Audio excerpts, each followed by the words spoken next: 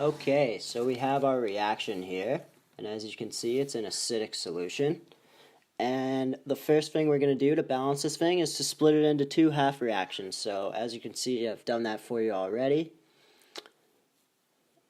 And just like with any reaction, the first thing we're going to do is make sure we have equal moles on either side. So we're going to throw a 2 in front of the Cl on the right there.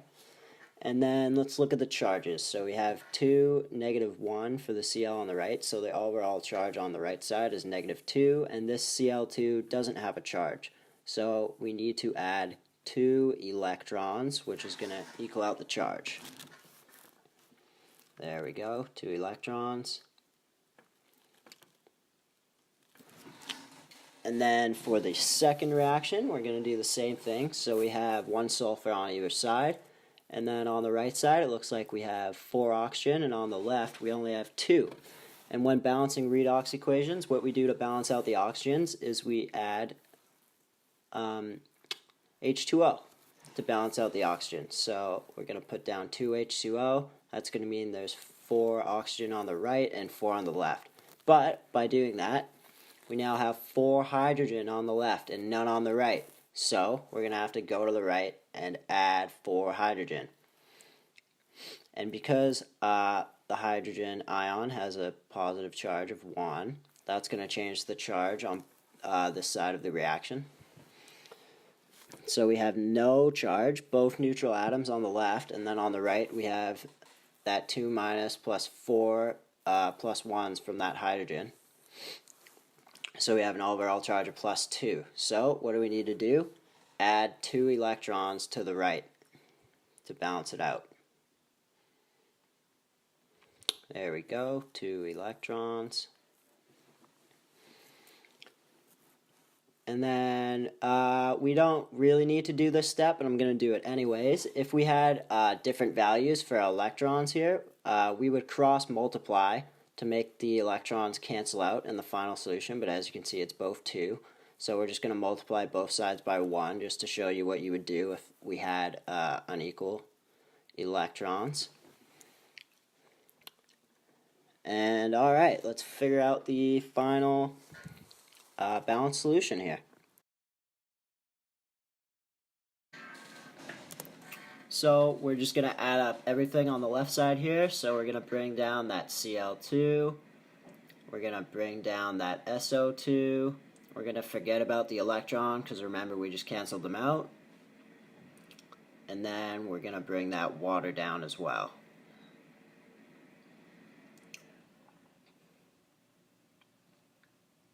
And here we go. Alright, so that's our left side completed. Now let's do the right. So we're going to bring down that 2Cl.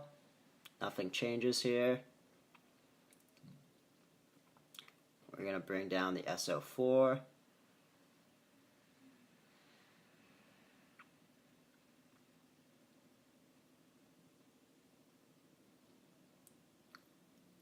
We're going to bring down those 4 hydrogens in just a second here, and again we're not going to bring down those electrons because they canceled out. So let's add up our charges here.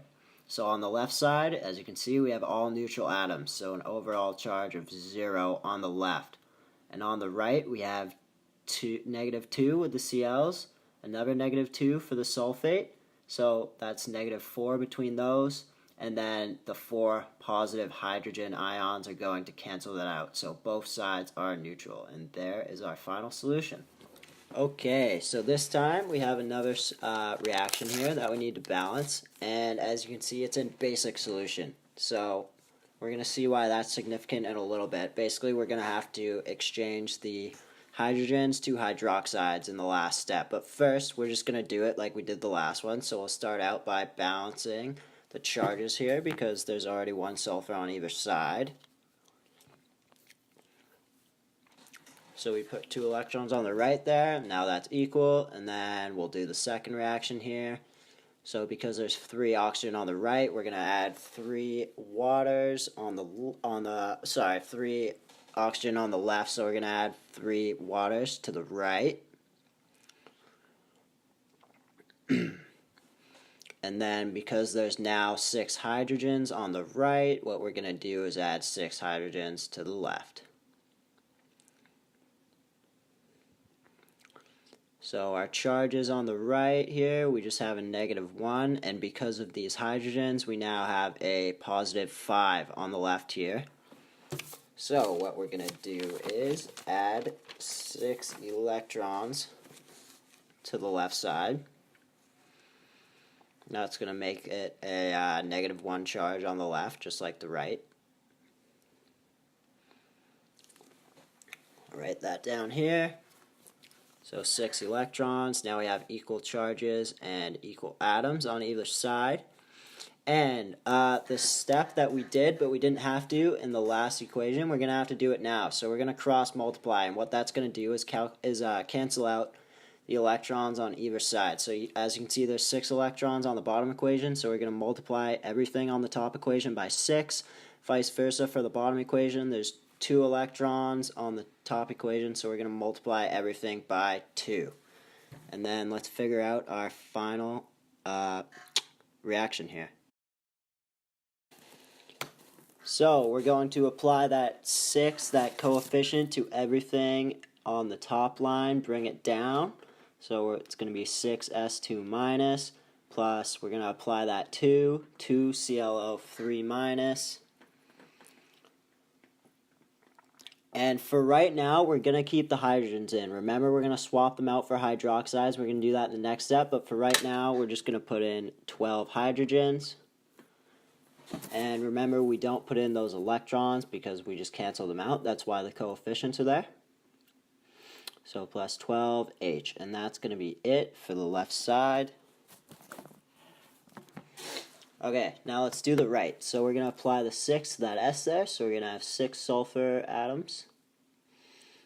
We're not going to bring that electron down, it cancels out. So we're going to apply that 2 to the Cl on the right, so we're going to have 2 Cl minus. And then, finally, we're going to have 6 H2O.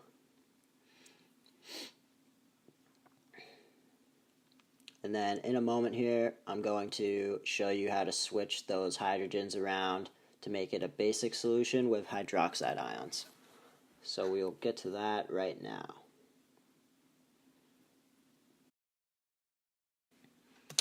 So what we have on this line here is this balanced equation in its acidic form, and right now we're going to transfer that to its basic form.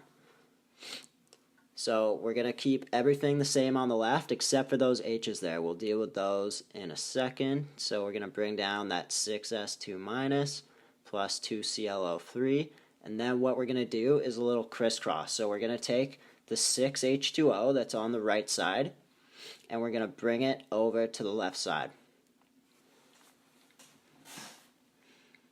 So we're going to bring over those H2Os. And then on the right side, we're going to take that 12H that was originally on the left, and we're going to convert it to OH, but we're going to keep that coefficient. So we're going to put 12OH on the right side. 12OH. Okay, and then keeping everything else the same on the right, we're going to bring down that 6s. We're going to add those 2 chlorines.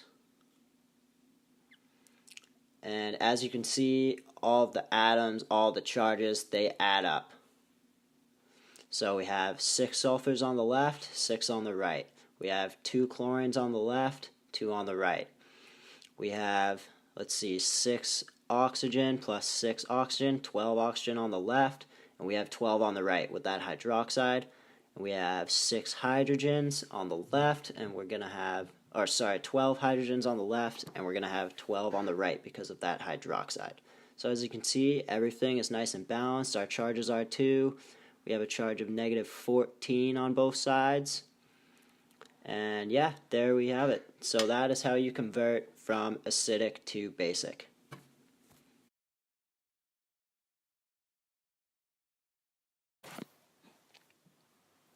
So now that we know how to balance equations, what we're going to do is learn how to determine if a spontaneous reaction will occur. And the way we do this is by looking at this table that I've included here. This is the standard reduction potential table. And essentially, if the thing that's being reduced, that is gaining electrons in the reaction, is on the left and it's above the other species on the right, then a spontaneous reaction will occur. If they're on the same side, no reaction will occur. If the species being reduced is on the left, but the species being oxidized is above it on the right, a spontaneous reaction will not occur. So let's look at the first one here. We have Ag solid plus Cu plus. So let's take a look and find those.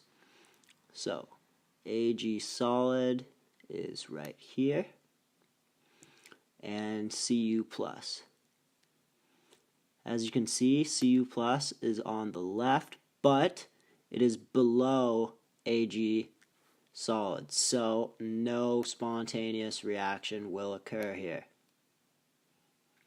Alright, let's take a look at another one. So, for our second example here, we have Ag solid yet again, so let's find that right over here. And I minus, so let's find I minus. And for the reaction to be spontaneous, it would have to be above it on the left. It's not there. Where is it? There it is. And as you can see, I minus is on the same side as Ag solid, so again, no spontaneous reaction will occur. Alright, let's take a look at this final example here. So we have Cu2 plus 10 2 plus, so let's find those. So here's Cu2 plus, and for this reaction to be successful, tin 2 plus would have to be below it on the right. And what is one below it on the right? We have tin 2 plus. So this reaction would be spontaneous, whereas the other two would not. So a good way to think about this is that it has to be a forward slash, or a backslash, sorry. So as you can see, we have Cu2 plus here, backslash down to tin 2 plus. That's going to be spontaneous. And here we had Ag and I were on the same side, so there can't even be a slash. And then for our first example, we had Ag solid coming down to Cu plus as a forward slash, so that would not be spontaneous. And there you have it. So that is how you predict whether a reaction will be spontaneous or not.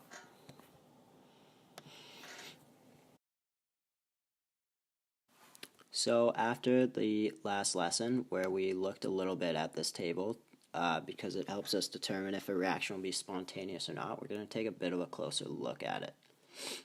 So on the table, we have our oxidizing agents on the left and our reducing agents on the right. So you could say that everything on the left wants to gain electrons, it wants to be reduced, and vice versa for the right side. These things, they want to be oxidized, they want to lose electrons, they want to give away their electrons. So the higher up on the left, the stronger the oxidizing agent, and the higher up on the right, the weaker the reducing agent. So the strongest oxidizing agents are right here in the top left, so the strongest one is F2 here. And we can't see the very weakest reducing agent, but the further down on the right you are, or sorry, the further down on the right you are, the stronger the reducing agent. So 2F minus is going to be our weakest reducing agent.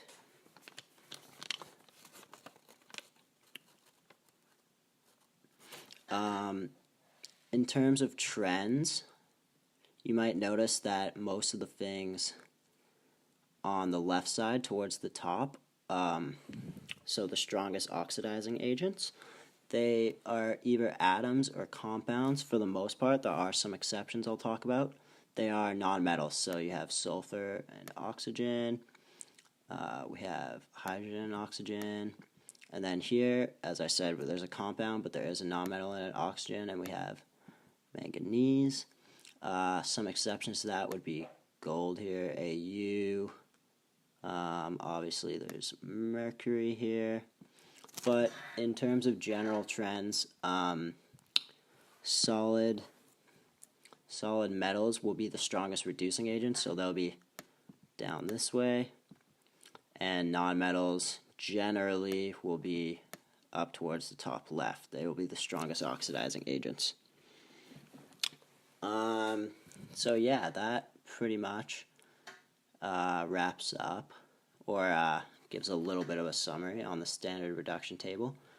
We use this to calculate the potential in a cell. So in the half reactions we balanced in the very first lesson, you can calculate the voltage of that cell. So you can see why this table is crucial to electrochemistry. Alright, that'll be the end of this lesson and the end of all of these lessons. Thank you for listening.